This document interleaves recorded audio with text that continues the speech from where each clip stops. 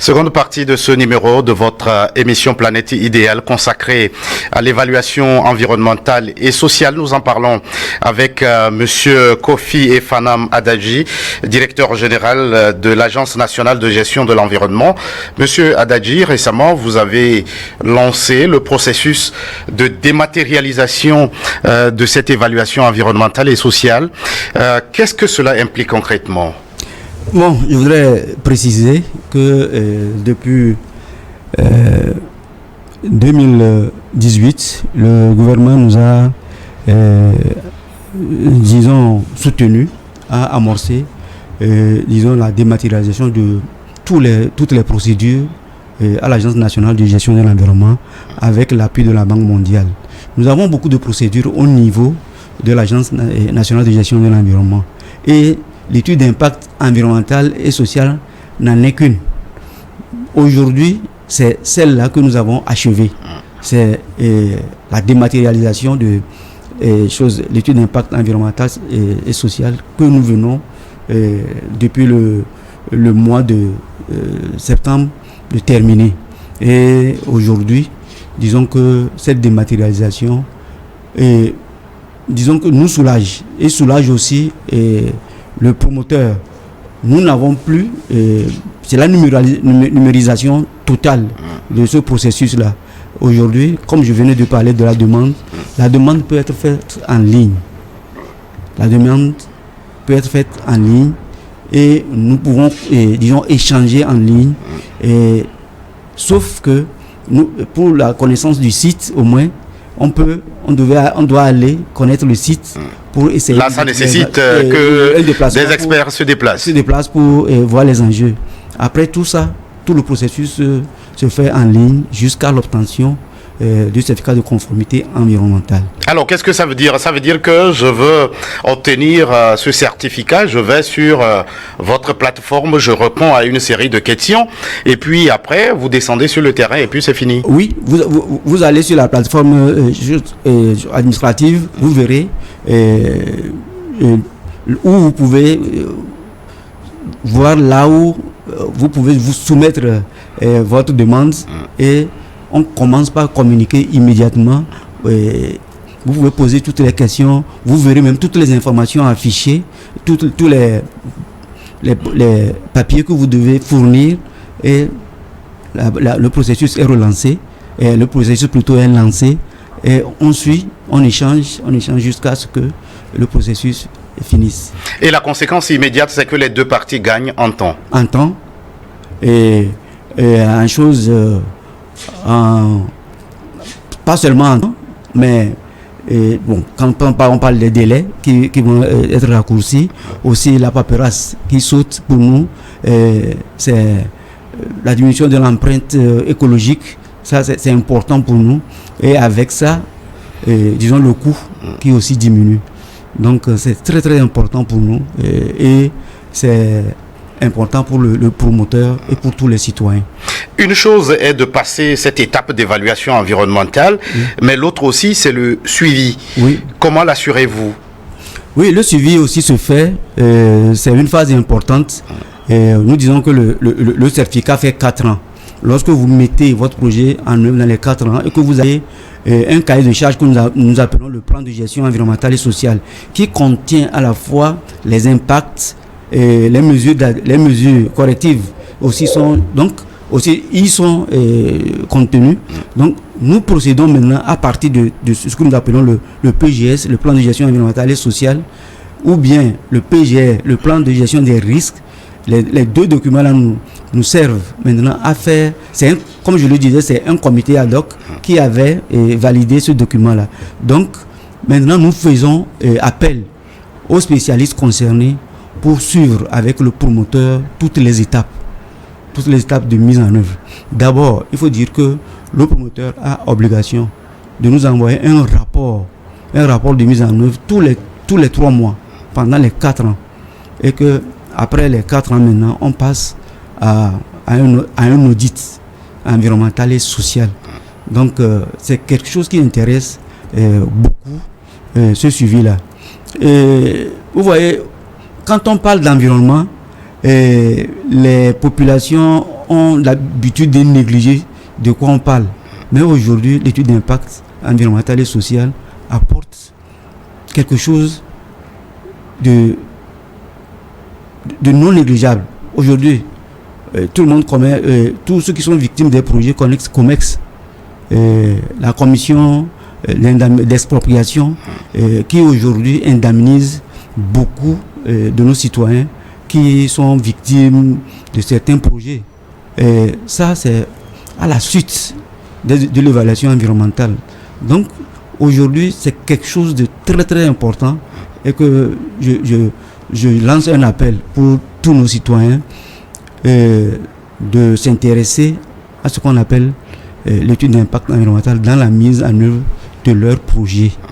C'est pour leur propre bien et c'est pour le bien de nous tous. C'est pour le bien de nous tous, des populations, des riverains du projet, et pour que un projet qui est mis en œuvre ne devienne pas un problème pour tous les citoyens. On va revenir sur un détail que vous avez mentionné. Le certificat de conformité, lui, il a une durée de 4 ans. Oui. Après les 4 ans, pour un projet qui, lui, est réalisé pour peut-être une éternité, après les 4 ans, qu'est-ce que vous faites? Tous les 4 ans. Et un projet qui, au début, a un certificat de conformité environnementale qui va durer 4 ans. Après les 4 ans, on fait un audit et vous avez un certificat de régularisation environnementale et sociale. Donc, chaque 4 ans, on revient. Donc là, ce n'est plus pesant. On revient dans le suivi toujours pour vous suivre. Donc, tout le temps de la mise en œuvre du projet, l'agence est prête à vous suivre. Et vous devez même recruter des spécialistes en matière de gestion de l'environnement dans votre projet. En interne. En interne. Pour suivre avec nous. Et cela même des fois, c'est gratuitement que cela se fait. C'est pour vraiment faire en sorte que ces projets ne deviennent pas un danger. Dans le cadre de la sensibilisation à ces défis environnementaux, là, nous abordons une des initiatives qui sont portées par l'agence. C'est la quinzaine de l'environnement et du développement durable qui était cette année à sa 3e édition après un répit dû à la pandémie et au coronavirus. Alors, monsieur le directeur, quel bilan faites-vous de cette édition passée? Disons que la quinzaine a été initiée en 2016. Nous avons fait, comme vous venez de le dire, deux éditions. Et après ces 2 éditions, il y a eu un arrêt. Le bilan est positif. L'agence a affirmé sa place d'institution à l'intersection des administrations publiques et l'interface entre le privé et le public. Nous avons fait en sorte que les ONG prennent goût à la question environnementale. Nous avons sensibilisé les citoyens au niveau de nos communes. Et tout cela, on a mobilisé beaucoup sur la question environnementale. Aujourd'hui, le bilan est positif.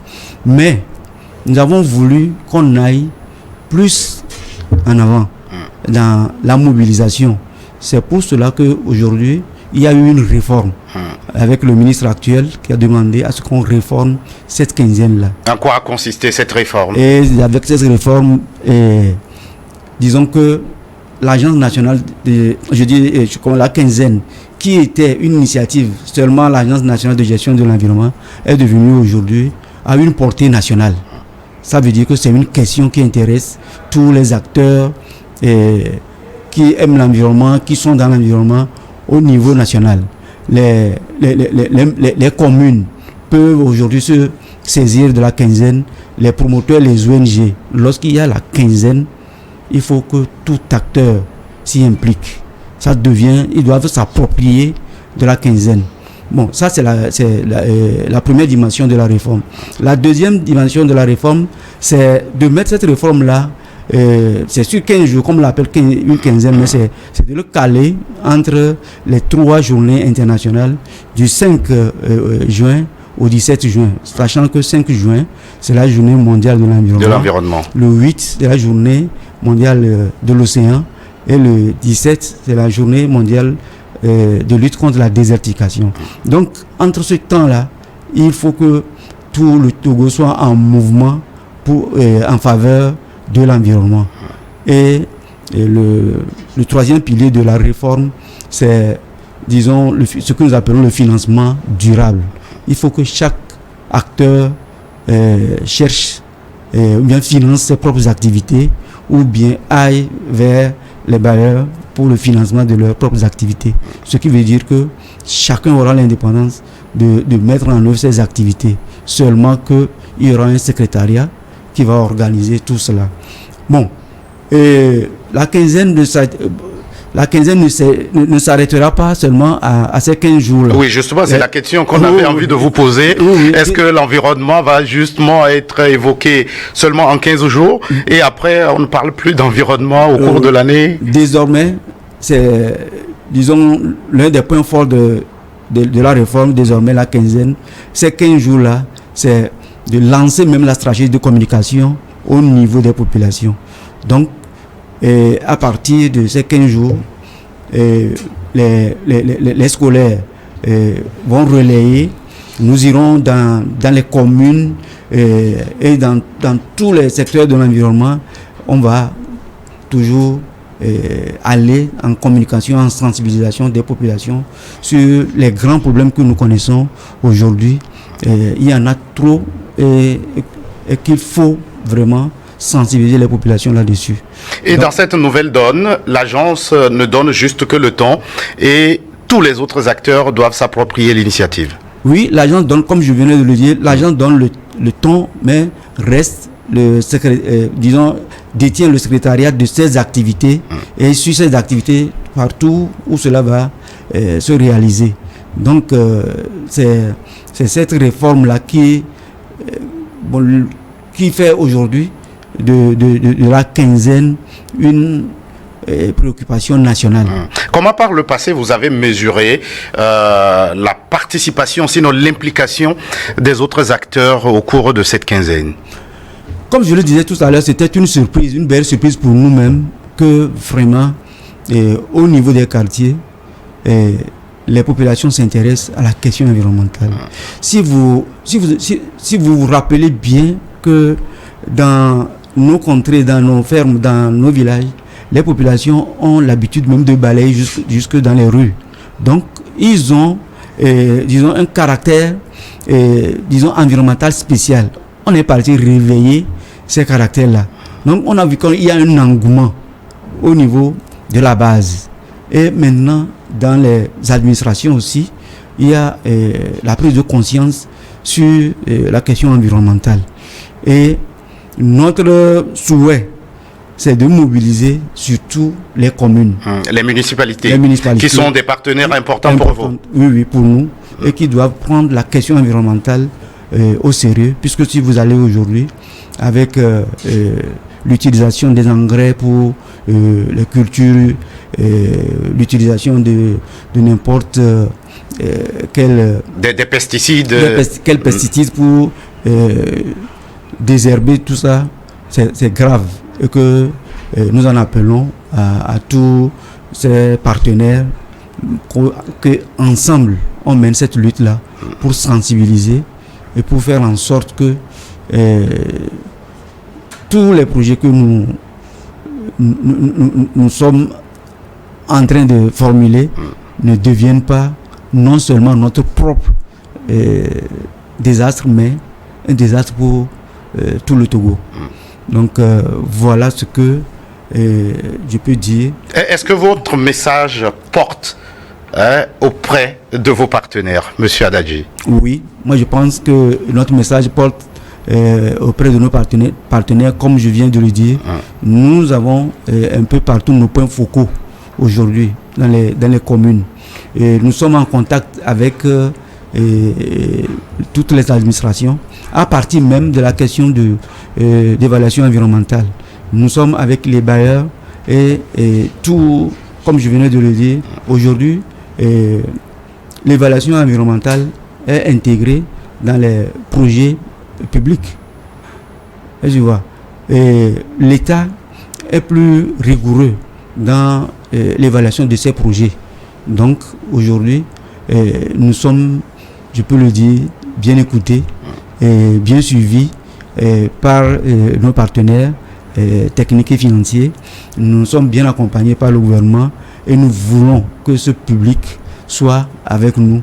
Et c'est pour cela que je salue cette invitation pour inviter tous mes concitoyens à s'intéresser à la question environnementale. Quand on parle de l'environnement, on parle de l'homme. Quand on parle de la protection de l'environnement, on parle de la protection de l'homme. Donc, ce n'est pas un acte gratuit qu'on fait. Il faut penser, pour penser à l'homme, et pour penser à l'environnement, il faut d'abord penser à l'homme. Aujourd'hui, je peux dire que nous sommes dans une conception éco-centrée de l'environnement. L'homme demeure un maillon de cet environnement-là. Quand nous allons détruire cet environnement, c'est nous-mêmes qui allons nous autodétruire. Donc, c'est un plaisir d'être avec vous sur ce plateau pour dire... Et ce sera votre appel pour cette fin d'entretien? Oui, donc je lance un appel vraiment vibrant à tous mes concitoyens pour s'intéresser à l'environnement. Et que tous les projets qui sont formulés, nous pouvons donner les conseils, donner des prescriptions et que tous les citoyens pensent à soumettre leurs projets à l'étude d'impact environnemental et social. Le gouvernement fait en sorte que le coût soit supportable. Et pour nous-mêmes, nous qui sommes à l'agence, notre souhait, c'est que ça soit gratuit pour l'avenir. Merci beaucoup.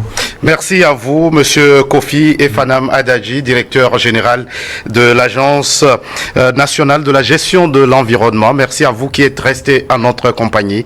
À très vite pour un autre numéro de votre émission Planète Idéale.